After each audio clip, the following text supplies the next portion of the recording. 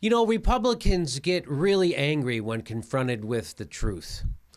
They're either unforgivably ignorant or in a state of collective denial.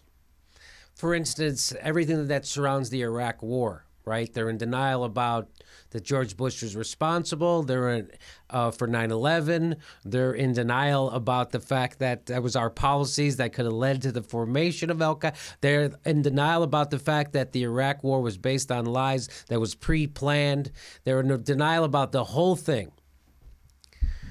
So along comes businessman Donald Trump to a GOP debate, and this happens. I get along with everybody, which is my obligation to my company, to myself, etc. First of all, I just love that he starts off, I get along with everybody. That's my obligation. The guy who's hated by everyone on that stage right now. Okay.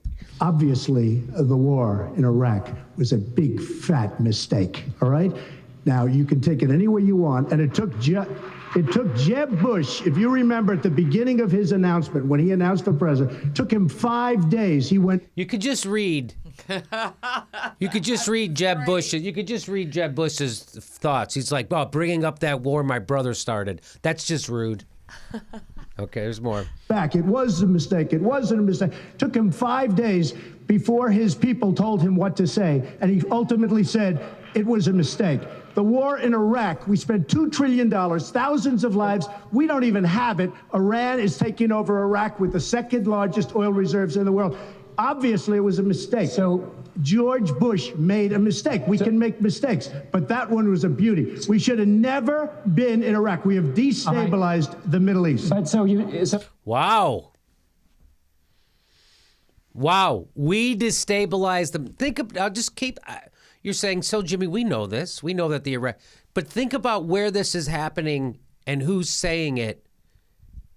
It's happening in the middle of a GOP debate. It's being said. This is something that even Democrats don't say. In the Deep South. In the Deep South, this is something even Democrats are afraid to say.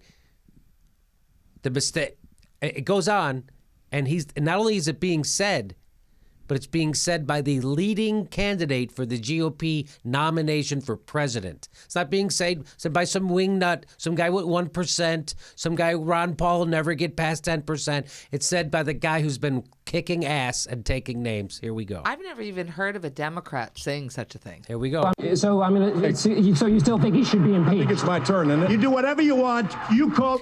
First of all, I just think it's funny that Jeb goes, I think it's my turn, isn't it, to be president? Am I right? Is it my turn? I think it's my turn to be president. Okay, here we go. So you still think he should be impeached? I think it's my turn, isn't it? You do whatever you want. You call it whatever you want. I want to tell you, they lied. Okay. They said there were weapons of mass destruction. There were none, and they knew there were none. There were no weapons of mass destruction. All right. Governor. So, again, first of all, that audience might be in South Carolina, but they are booing because they're in their own private Idaho, okay? So, because this is amazing, right? That this is a truth that not even Democrats are allowed to say, right? Or don't say. But this is not only being said, it's being said by the leading candidate for the GOP presidential nomination in the middle of South Carolina, in the middle of a GOP debate on national television. And it's being screamed at his brother.